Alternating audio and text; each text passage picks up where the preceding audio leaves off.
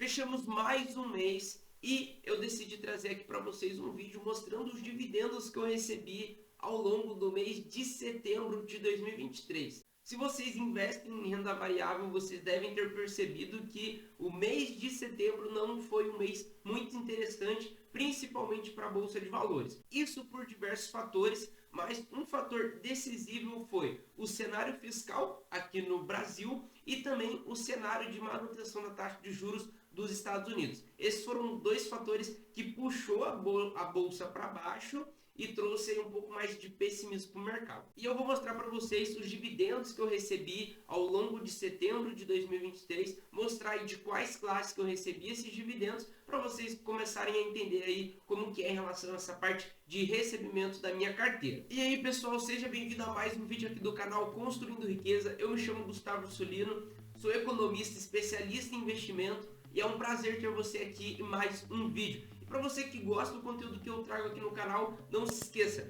deixar o seu like, se inscrever no canal para acompanhar todos os vídeos que eu posto aqui, deixa um comentário também, dando um feedback, alguma sugestão de tema de vídeo e não se esqueça de me seguir também nas redes sociais, @Gustavo Ursulino. Pois bem, fechamos aí o mês de setembro de 2023, é um mês aí muito interessante, até porque é o mês do meu aniversário.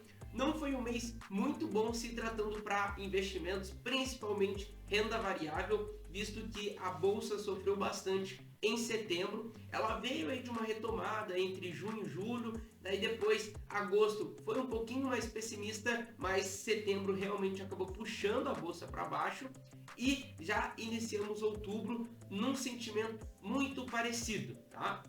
E eu decidi trazer esse vídeo, onde a minha ideia aqui é trazer mensalmente vídeos mostrando os dividendos que eu recebo ao longo dos meses, para vocês terem uma noção de como que é o fluxo de recebimento da minha carteira. Lembrando que o meu foco de investimento não é visando somente os dividendos, eu viso uma carteira diversificada, onde eu tenho ativos sim que vão me pagar dividendos, mas eu tenho muitos ativos de crescimento na carteira, que não vão pagar esses dividendos no presente, mas vão reinvestir no próprio negócio e futuramente isso vai me dar um potencial de valorização muito interessante, porque a empresa, ao invés de distribuir aqueles dividendos, ela vai reinvestir na própria operação. Então vamos ali para a tela do computador, onde eu vou mostrar para vocês os dividendos que eu recebi, a quantidade e quais foram as classes. Bom, então a gente já está aqui na tela do Status Invest, que é por onde eu tenho toda a minha carteira consolidada e por onde eu acompanho o recebimento de dividendos da minha carteira.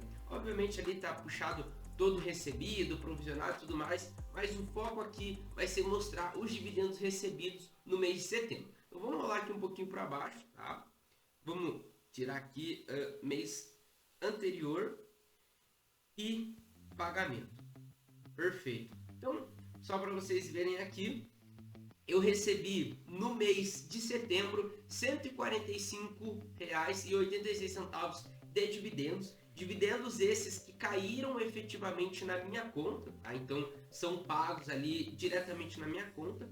O dividendo maior foi de MXRF11, um fundo imobiliário de recebíveis, onde o pagamento maior ali foi de R$ 22,88. Vamos separar aqui para vocês verem também em relação a categoria, né? E daí vai listar por ativos. Então, desses R$ 145 que eu recebi, R$ 17,33 foram de ações, no caso ali BBAS3, Banco do Brasil, onde ela pagou juros sobre capital próprio, total líquido de 17,33.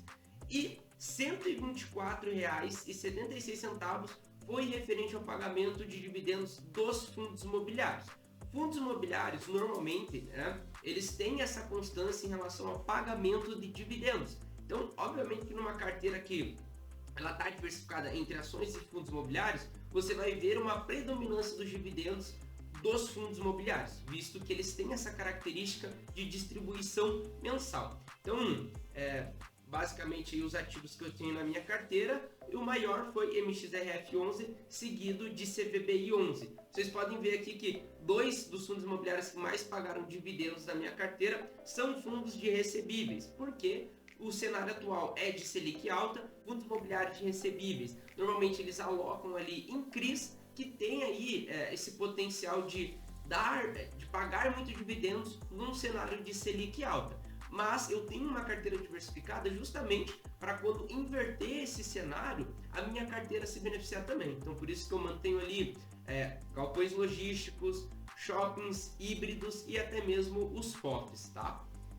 E aqui o maior foi MXRF11 e o menor foi ABCP11. Esse foi o primeiro fundo imobiliário que eu comprei na minha carteira e eu não me desfiz dele porque eu tô, em teoria, no prejuízo. Ele significa quase nada dentro do meu portfólio total e ele está desvalorizado. Então, para eu não ter essa desvalorização, eu mantenho ali na carteira justamente por não ser uma posição relevante. Quando bater ali no 0 a 0, eu já saio. Uma coisa que eu faço acompanhamento para sair desse fundo também é a relação entre dividendos que eu recebi e o valor atual que eu tenho. Então, quando eu tiver uma paridade entre dividendo recebido e o valor atual, e isso for o valor que eu entrei na posição, aí eu já vou achar interessante sair dessa posição. Mas não é o cenário atual, é um fundo que eu comprei muito inicialmente lá, um fundo com características bem ruins, monoativo. Assim, não invista em fundos imobiliários monoativos, porque você não tem diversificação nenhuma nesse cenário. E a segunda classe que pagou dividendos na minha carteira foi ETF internacional, ETF exterior, onde eu tenho a minha posição dolarizada. Então foi pagamento aí do ETF TLT e do GOVT. Eles pagaram ali R$ 3,77 juntos. Esses aqui, eles são ETFs de renda fixa. Lembrando do vídeo que eu postei recentemente, alocando aí, eu mostrei alocando nesses ETFs lá no exterior, muito em função de uma taxa básica de juros dos Estados Unidos elevada. Então aí nós temos a oportunidade de ter aí rendimentos de 4 a 5% ao ano em dólar. Esse é um cenário muito benéfico e eu, como pretendo e mantenho, né, o meu objetivo dentro da minha carteira, ter uma exposição dolarizada, esses ativos são bem interessantes, tanto pelo ponto de entrada ou até mesmo poder carregar esses ativos dentro da carteira rendendo em dólar. Então, mostrando aí, né, basicamente desse mês de setembro foi 145, mas se vocês forem analisar aqui no gráfico, foi um mês que teve um pagamento até menor do que a média dos outros meses. Tanto que para outubro aqui, o provisionado, não o pago, vamos dizer assim, ele já está bem superior. E até puxando em outros anos, se puxarmos aqui, ó, o mês de setembro, ele foi um mês que normalmente paga poucos dividendos. Aqui, ó, de 2021 foi menor também, de 2022 foi menor e de 2023 não está muito diferente. Então, não é um mês que costuma pagar muitos dividendos, vamos dizer assim.